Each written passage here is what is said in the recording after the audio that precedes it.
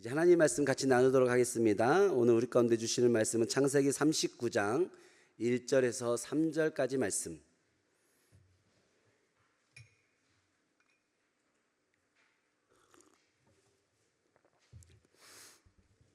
창세기 39장 1절에서 3절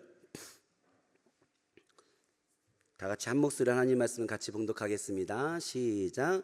요셉이 이끌려 애굽에 내려가매 바로의 신하 친위대장 애굽 사람 보디발이 그를 그리로 데려간 이스마엘 사람의 손에서 요셉을 사니라. 여호와께서 요셉과 함께 하심으로 그가 형통한 자가 되어 그의 주인 애굽 사람의 집에 있으니 그의 주인이 여호와께서 그와 함께 하심을 보며 또 여호와께서 그의 범사에 형통하게 하심을 보았더라. 아멘. 명절은 내일부터죠. 그렇긴 하지만 오늘 같이 우리가 모였으니 설 명절 인사를 함께 나누면 좋겠다라는 생각이 듭니다. 우리 옆 사람과 함께 새해 복 많이 받으십시오. 한번 인사할까요? 새해 복 많이 받으십시오. 진심으로 하나님의 축복이 여러분들 가운데 있기를 이 시간 원합니다. 중국 사람들은 복이란 단어를 참 좋아한다는데 특별히 그 복을 하늘에서 내린다라고 생각해서 그 복이라는 글자를 거꾸로 써놓는 것을 좋아한다고 그래요. 복이 하늘에서 내린다라는 생각은 참 좋은 생각인 것 같은데 굳이 그렇다고 글자를 거꾸로 적어놓을 필요까지야 있겠냐마는 복에 대한 참 어떻게 보면 올바른 철학이다라는 그런 생각이 듭니다. 참된 복은, 진짜 복은 내가 이 땅에서 내 손으로 읽어내는 것이 아니라 저 하늘로부터 내리는 복을 받는 것이 진짜 복이지요. 왜냐하면 복은 하나님께서 주시는 것이기 때문에 그렇습니다. 하나님께 우리가 그 복을 받는 것이지요. 그래서 우리가 새해에 복 받으십시오라고 말하는 것은 그런 면에서 참 저는 괜찮은 말이다. 그런 생각이 듭니다. 기독교는 세상에서의 복을 최고로 여기고 세상에서의 복을 쫓아 살아가는 기복주의의 종교는 아닙니다. 그러나 하나님께 복 받기를 기도하는 기복 종교인 것은 맞습니다. 여러분, 기복주의와 기복의 차이 정도는 우리가 분별할 수 있는 신앙인이 됐으면 좋겠다라는 그런 생각이 듭니다.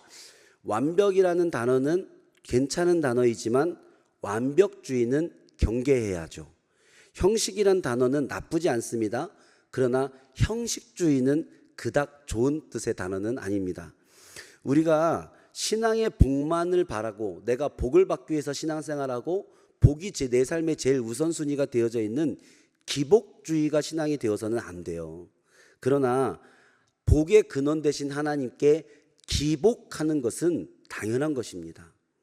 왜냐하면 모든 복은 하나님께로부터 오는 것이 맞기 때문에 그렇습니다. 우리가 기복주의 신앙은 버려야 되지만 기복주의 신앙을 버리다가 기복까지 버려서는 우리가 안 된다라는 거죠. 기독교는 복이 무엇인지 그 복이 어디로부터 오는 것인지 분명하게 아는 종교입니다. 우리 한 번 더 새해 인사를 더 힘차게 한번 해볼까요? 새해 복 많이 받으십시오. 우리 한번 인사하겠습니다. 우리가 명절이 되면 이번 한 주간 아마 우리가 복에 관한 이 이야기를 가장 많이 하는 그런 주간이 아닐까라는 생각이 들어요. 그래서 오늘은 특별히 이 복에 대한 이야기를 여러분들과 좀 나눠보려고 합니다.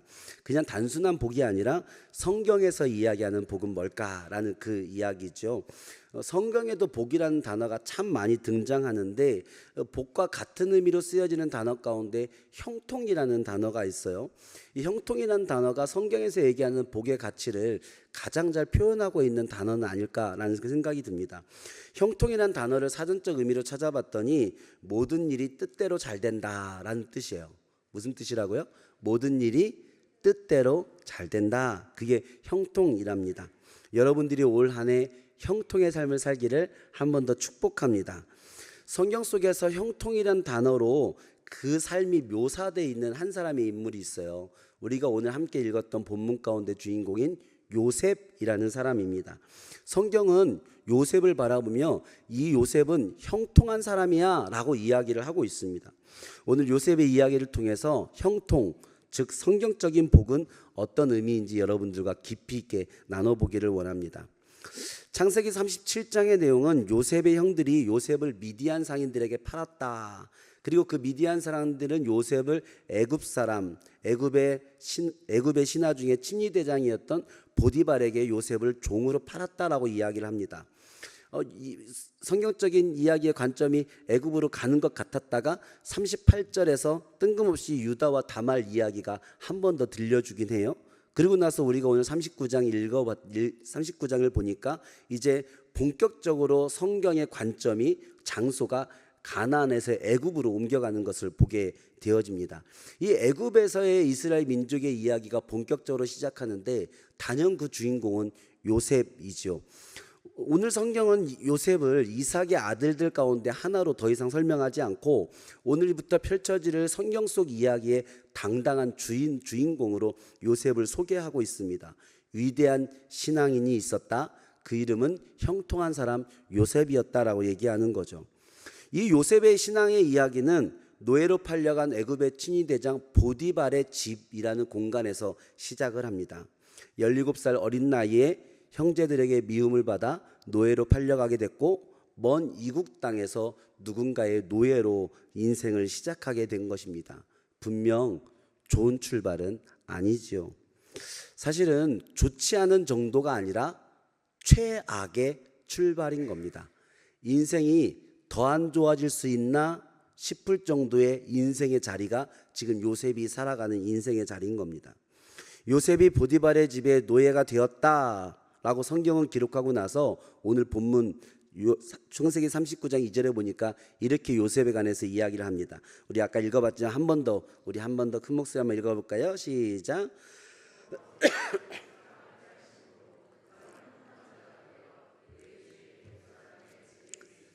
아멘. 이 문장은 한국말로 이걸 읽었을 때는 특별한 특징을 못 찾을 수도 있지만 그 히브리어 원어로 읽게 되면 문장적으로 굉장히 특이한 문장이에요. 한 문장인데 한 문장 안에 와헤히라는 단어가 3번이나 나오기 때문에 그렇습니다. 이 와헤히라는 단어는 접속사인데 이 와헤히라는 단어가 3번 나오게 되는데 그 3번이 조금씩 다른 의미로 쓰여졌어요. 히브리어 원어로 읽게 되면 와헤히 여호와께서 요셉과 함께 하셨다. 와헤히 그가 형통한 자가 되었다. 와헤히 그의 주인 애굽 사람의 집에 있었다라고 이렇게 번역이 됩니다. 이 중간에 3번이나 반복되어진 와헤히라는 단어가 어떤 용도로 쓰였냐면 첫 번째 와헤히는 그러나, 두 번째 와헤히는 그래서, 세 번째 와헤히는 그리고 또는 그러니라고 해석될 수가 있습니다.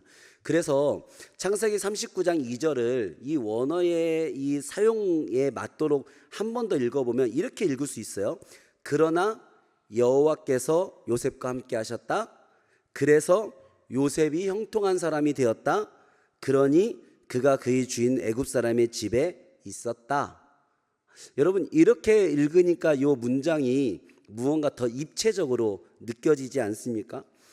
요셉은 최악의 인생의 자리에 있습니다. 17살이란 나이에 가족들에게 노예로 팔려가서 먼 이국 땅에서 알지도 못하는 곳에서 종살이를 하고 있습니다. 그런데 하나님은 이 요셉의 삶 가운데 그러나 하나님께서 함께 계셨다라고 얘기하는 겁니다. 하나님이 함께 계시니 그래서 요셉은 형통한 사람이다.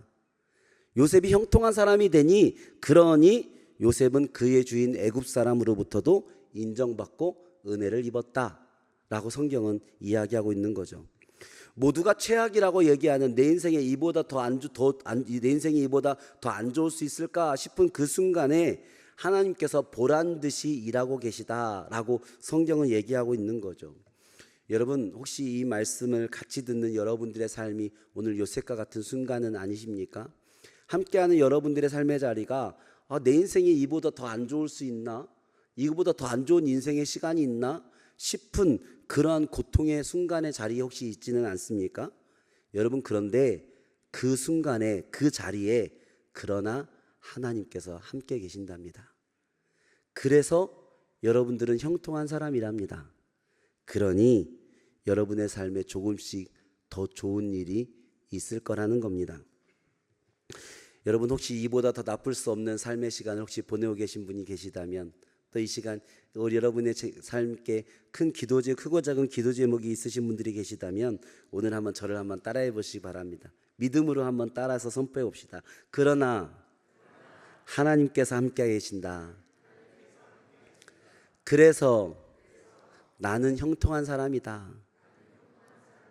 그러니 앞으로 더 좋은 일이 있을 것이다. 할렐루야. 여러분 이게 형통이다라고 오늘 말씀을 얘기하고 있는 겁니다. 오늘 창세기 39장은 요셉이 처한 인생의 자리를 두 가지의 인생의 자리를 우리 가운데 들려주거든요. 첫 번째는 보디발의 집에서 노예로 살던 자리고 두 번째는 감옥에서 죄수로 사는 자리입니다. 우리가 같이 읽진 않았지만 이 요셉이 보디발의 집에서 그 다음 장면으로 넘어갈 때 요셉은 죄수로 감옥에 갇히게 되거든요. 노예로 사는 주인의 집보다 분명히 감옥이 더 안 좋은 자리일 겁니다. 그렇지만 어쨌든 노예로 살아가는 주인의 집이나 억울한 옥살이의 현장이나 우리가 복이다, 형통이다 라고 얘기하기는 어려운 자리죠. 근데 하나님께서는 이상하게 노예로 살고 있는 요셉도 형통했고 죄수로 살고 있는 요셉도 형통했다라고 둘 다 복 있는 자리였다라고 이야기를 하고 있는 겁니다. 여러분 요셉은 노예로 살아도 잘 되는 사람이었어요. 요셉은 죄수로 살아도 잘 되는 사람이었다는 겁니다. 여러분 마음 가운데 지금 저의 이야기를 듣고 나서 이런 생각이 들지 않습니까? 목사님, 노예가 잘 돼봐야 노예지.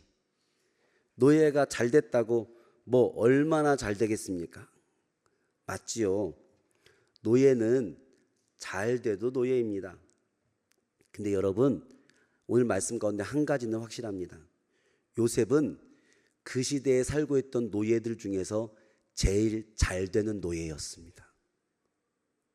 적어도 노예들 가운데서는 제일 형통한 사람이었습니다.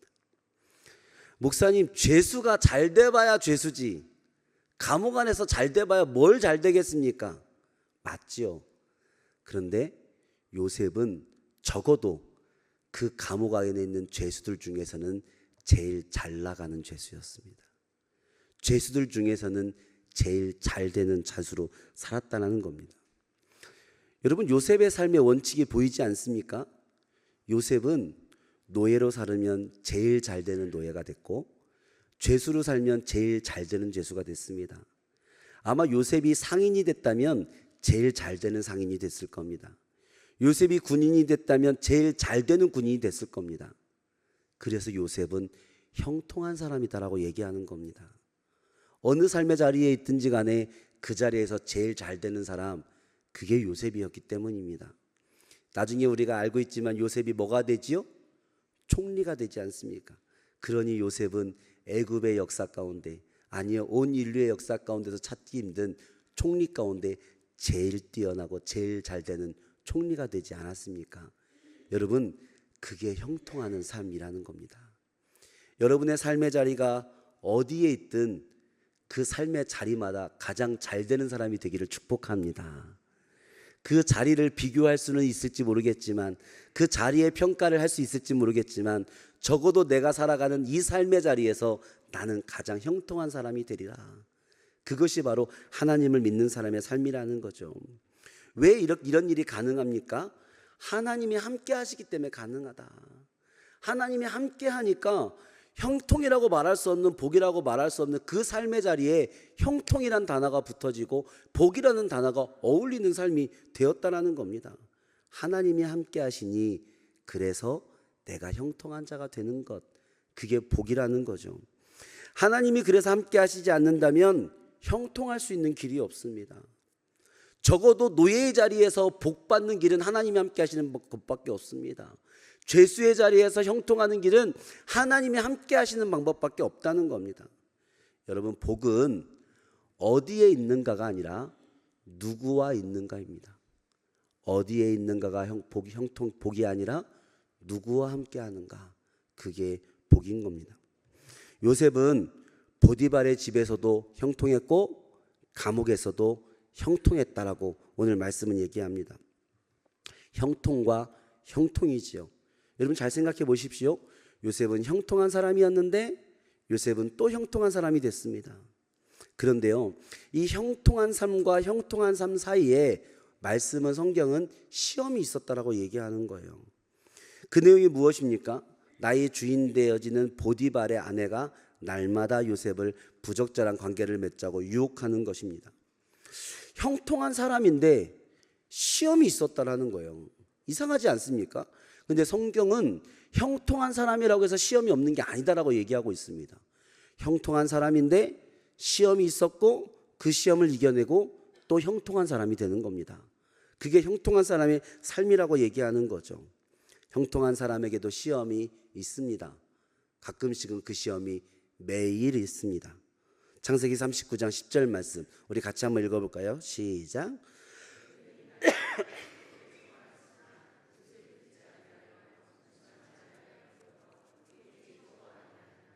아멘. 이 말씀을 한번 잠깐 띄워놔 주시면 좋겠는데요. 여인이 어떻게 요셉에게 찾아왔다고 얘기합니까? 날마다. 그날 시험이 있었던 것이 아니라 시험이 요셉이 형통하는 중인데 그 형통하는 중에도 날마다 시험이 있었다라고 이야기합니다. 여러분은 어제 기도했고 은혜 받았다고 오늘 시험이 없는 것이 아닙니다. 유혹이 없는 것이 아닙니다. 죄의 유혹은 언제나 매일매일 우리 곁에 있습니다. 요셉이 보디발의 집에서 형통했지만 형통 뒤에 시험과 유혹을 이기지 못했다면 막 그 다음 삶의 감옥에서도 형통하는 것이 쉽지는 않았을 겁니다. 여러분 꼭 기억하시기 바랍니다.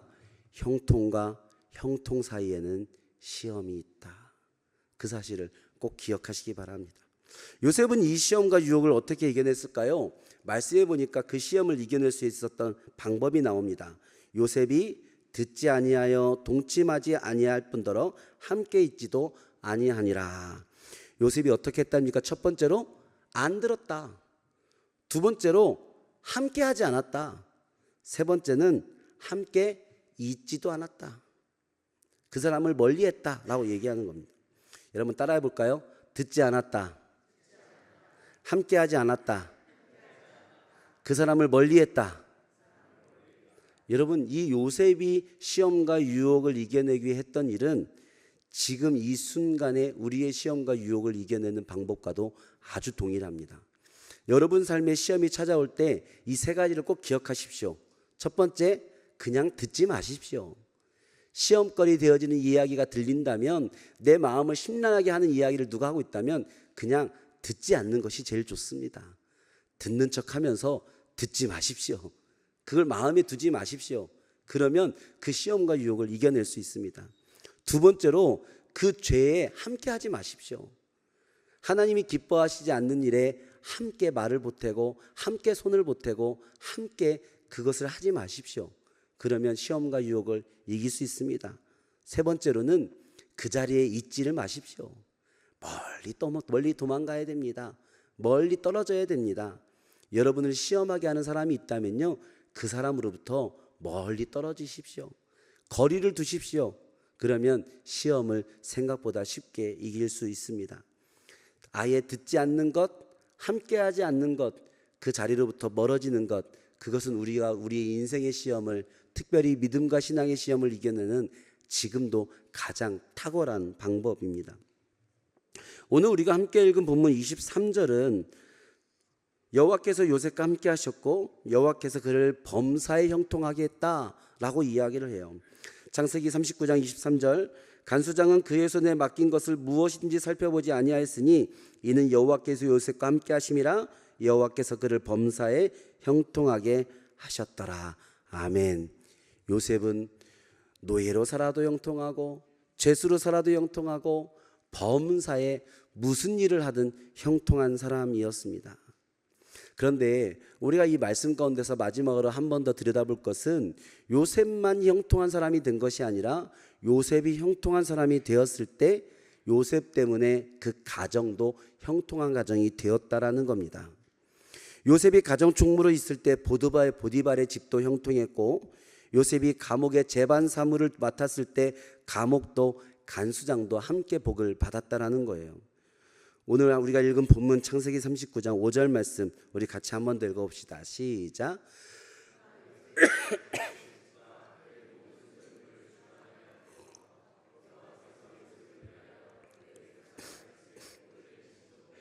여호와의 복이 그의 집과 밭에 있는 모든 소유에 미친지라. 아멘. 여러분, 너무 놀라운 말씀 아닙니까? 하나님께서 요셉을 위하여 그 애굽 사람의 집에 복을 내리셨대요. 요셉의 그 애굽 사람의 집이 복 받을 만한 집이었기 때문이 아니라 형통한 사람이 그 집에 있으니 그 형통한 사람을 위하여 그 가치 있는 모든 사람도 복이 되게 하셨다라는 겁니다. 여러분, 요셉을 위하여 보디발이 잘 됐고 요셉을 위하여 간수장도 잘 됐다는 겁니다. 여러분, 이게 성경적인 복의 원리입니다. 세상에서 말하는 복은 내가 받고 마는 복이에요. 내가 복을 받고 내가 복을 누리면 끝나는 복입니다. 근데 하나님의 복은 그러한 법이 없습니다. 하나님은 복을 주시면 그 복이 주변에 나눠지게 하십니다. 그래서 하나님은 때로 복 받게 하시려고 복 있는 사람을 찾고 계시다는 겁니다. 형통하게 하시려고 형통한 사람을 찾고 계시다는 거예요. 그래야 그 주변이 함께 복을 받으니까요. 하나님은 바로 당신을 위하여 여러분들의 가정과 여러분의 집과 밭에 있는 모든 소유에도 복을 주실 것입니다. 할렐루야.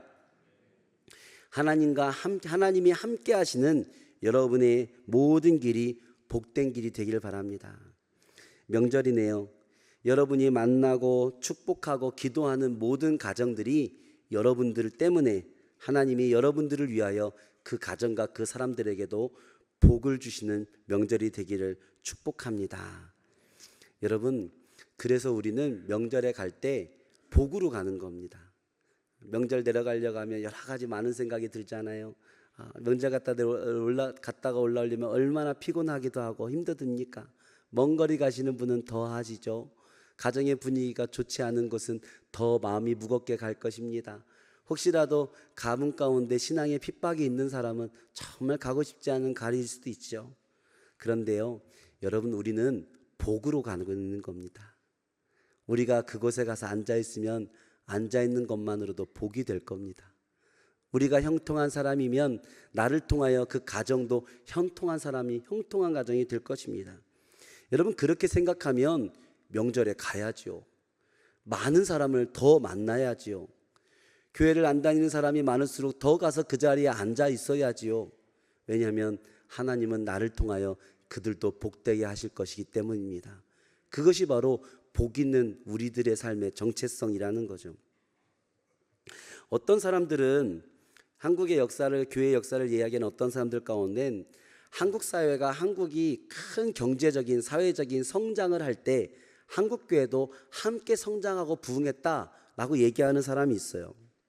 여러분, 그 얘기가 맞을까요? 세상의 관점으로는 맞을지 모르겠지만 저는 오늘 말씀의 관점으로 보면 틀린 일이라고 생각합니다. 사회가 한국이 성장할 때 교회가 같이 성장한 게 아니라 하나님께서 교회에 복을 주시며 이 나라 이 민족도 같이 복을 주신 것입니다. 할렐루야. 여러분, 그렇게 믿으십니까? 여러분, 교회가 무엇인가요? 하나님이 함께하는 곳입니다.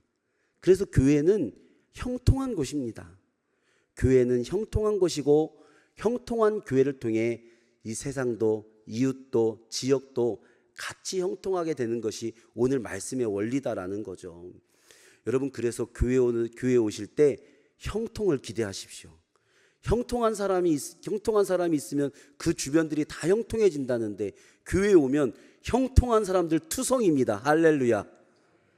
그래서 교회에 오면 복이 되는 겁니다. 복 있는 사람 가운데 같이 있으면 복이 되는 겁니다. 여러분, 하나님께서 우리 교회와 함께 하셔서 올 한 해도 형통한 교회로, 주변에 복이 되어지는 교회로 우리 교회를 이끄실 줄로 믿습니다. 저는 여전히 하나님께서 한국교회에 복을 주시고 계시다고 믿습니다.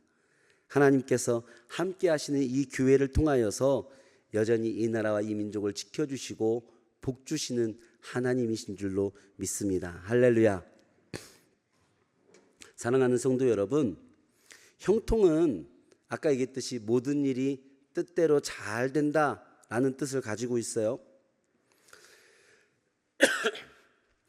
여기서 얘기하는 사전적 의미에서 형통은 뜻대로 모든 일이 뜻대로 다 잘 된다 얘기했을 때 이 뜻은 누구 뜻일까요? 내 뜻이겠죠. 세상 사람들은 여기에다가 써져 있지 않은 내라는 말을 아마 집어넣을 겁니다. 모든 일이 내 뜻대로 다 잘 된다. 아마 그게 형통의 의미일 겁니다. 그런데요, 제가 사전을 찾아보니까 사전에 내라는 말이 없어요. 모두가 그 안에 내를 쓸 텐데 사전을 적은 사람은 내를 쓰지 않았어요. 아마 이걸 쓴 사람이 저는 뭐가 의미 있게 쓰지 않았을까라는 생각이 듭니다. 세상의 형통은 모든 일이 내 뜻대로 잘 되는 거지만 성경에서의 형통은 모든 일이 하나님의 뜻대로 다 잘 된다. 그게 형통이라는 거죠. 그러하기에 우리는 내 뜻대로 되어지는 게 형통이 아니라 하나님의 뜻대로 다 잘 되는 것이 형통이라고 믿기 때문에 우리는 세상에서 가장 복받은 노예로 살 수도 있고 가장 복받은 죄수로 살 수 있는 자신감이 있는 겁니다. 이제 명절인데 시집살이가 쉽지 않은 며느리 혹시 계십니까? 쉽지 않죠. 그런데 이렇게 생각해 보면 어떨까요? 시집살이를 바꿀 순 없지만 나는 이 땅에서 시집살이하는 며느리 중에서는 제일 잘된 며느리가 되자. 그렇게 생각하면 의미가 있지 않습니까? 그 생각을 하며 복을 나눠주는 그 며느리를 통해 그 시집도 복을 받을 겁니다. 처가살이가 쉽지 않으십니까? 그럼 나는 처가살이하는 사위들 중에 가장 잘 나가는 사위가 되면 됩니다. 그러면 그 처가살이는 바꿀 수 없어도 나의 형통을 통해 그 처갓집도 복을 받을 겁니다. 믿지 않는 형제들, 친척들로 신앙의 핍박을 받고 계십니까? 눈치를 받고 계십니까? 그러면 내가 그 핍박은 바꿀 수 없을지 몰라도 내가 이 땅에서 핍박받는 신앙인들 중에 내가 제일 잘 나가는 신앙인이 되면 됩니다. 그러면 나의 그 형통을 통해 그 핍박하던 사람들도 다 복이 될 줄로 믿습니다. 여러분, 여러분의 삶 가운데 하나님의 형통에 가득하기를 축복합니다. 제가 이제 설교가 딱 10줄 정도 제가 쓴 게 남았습니다. 여러분이 눈치채셨는지 안 채셨는지 모르겠지만 제가 지금 말하기가 매우 힘든 상황에 있습니다. 한 달 전에 걸렸던 감기가 낫고 나서 생긴 이 목기침이, 장기침이 사라지지가 않아서 말을 하기가, 글을 읽기가 매우 힘이 듭니다. 지지난주에 청소년 아이들과 수련회를 해야 되는데 너무 걱정이 되는 겁니다. 말도 하기가 어려운데 3시간, 4시간을 말씀 전하고 기도회 하려니까 얼마나 간절해지고 긴장이 되는지. 그래서 선생님들과 같이 기도하면서, 아이들과 기도하면서 제발 수련회 때만이라도 기침이 좀 멈추고 제발 기도회 때만이라도 기침 안 나고 말씀 전하고 기도했으면 좋겠다라고 했는데 정말 수련회를 은혜롭게 잘 할 수 있었습니다. 근데 기도를 했으면 좀 세게 할 걸 수련회 끝나자마자 바로 기침이 다시 시작됐습니다. 기도했을 때 수련회에다가 주일까지 그냥 같이 걸었어야 되는데.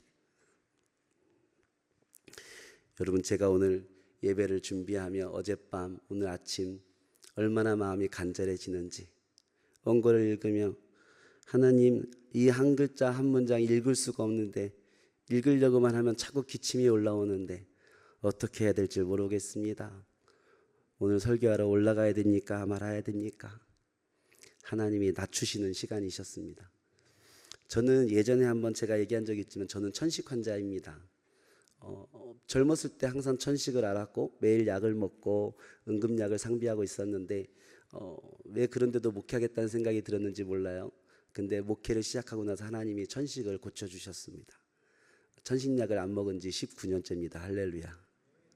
그런데요, 정말 하나님 정확하게 교만해질 때 한 번씩 천식을 이렇게 불러일으키세요. 오늘 혹시 교회 처음 나오신 분들이 보시면 저 목사님이 저렇게 차분하신 분인가, 말도 얌전하게 조용조용하신, 제가 여러분 생각보다 말을 잘합니다. 가진 게 말밖에 없어요. 근데 어느 날은 새벽기도 말씀 전하려고 새벽에 나왔는데, 말씀 준비하려고 요 앞에 앉아 있는데 천식이 오는 거예요. 숨을 쉴 수가 없어요. 숨을 쉴 수가 없는데 어떻게 올라가서 찬양하고 말씀 전하겠어요. 너무 마음이 서럽고 너무 마음이 안타까워서, 하나님 저 강단 위에 올라가서 말씀 한 번만 전하고 내려오게 해주세요 라고 요 앞에서 울면서 기도했던 그런 날이 있었어요. 그런 날을 보내고 나면 말씀 전하는 게 얼마나 감사한지 모릅니다. 내가 말을 잘해서 설교할 수 있고 내가 건강해서 목회할 수 있는 게 아니구나. 하나님이 우리 기도를 1mm만 좁히셔도 숨소리가 달라지고, 목에 작은 구멍 하나만 뚫으셔도 이렇게 기침이 나서 아무것도 할 수가 없습니다. 여러분, 복이 뭡니까? 우리가 세상에서 자랑할 수 있는 것이 뭡니까? 대단한 것 가지고 내가 대단한 사람인 것 같지만 하나님이 함께 하시지 않으면, 하나님이 손으로 살짝 하나만 건드셔도 우리는 그 아무것도 할 수 없는 존재입니다. 내가 많은 것을 가졌어도 하나님이 주신 복이고, 내가 아무것도 없어도 하나님이 함께 하시면 그게 형통이라고 오늘 얘기하고 있는 겁니다. 저는 이 말씀 한 문장 한 문장 읽는 게 얼마나 사람을 긴장하게 하면서 이 10페이지를 읽었는지 모르겠지만, 이 한 문장 한 문장이 아마 또 한동안 잊혀지지 않는 저에게 복이 될 줄로 믿습니다. 저는 오늘 설교를 제 컨디션으로 잘하지는 못했지만, 여러분, 기침하는 목사 중에 제일 설교 잘하는 목사입니다. 할렐루야. 여러분, 그렇게 살면 됩니다. 그게 형통입니다. 여러분의 지금 삶의 자리가 어딘지는 중요하지 않습니다. 그 자리가 노예든 죄수든 가난한 자리든 아픈 사람이든 억울한 일이 있는 자리든 그건 중요하지 않습니다. 죄수면 죄수 중에 가장 형통한 사람으로 사십시오. 노예면 노예 중에 가장 형통한 사람으로 살면 됩니다. 아프면 아픈 사람 중에 제일 형통한 사람으로 사십시오. 가난하면 가난한 사람 가운데 제일 형통한 사람으로 사시면 됩니다. 여러분, 그게 복으로 사는 겁니다.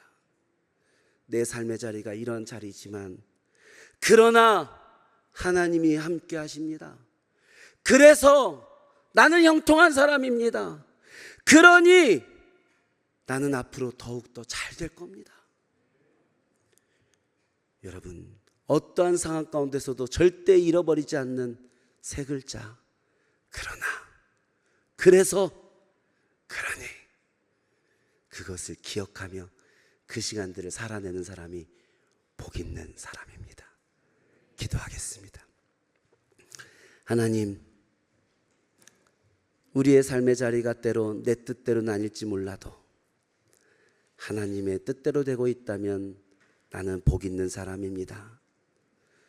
내 삶의 자리가 내 생각과 다를지라도 힘겹고 어려운 삶의 자리일지 모르나, 그러나 하나님이 함께 계시면 나는 형통한 사람입니다.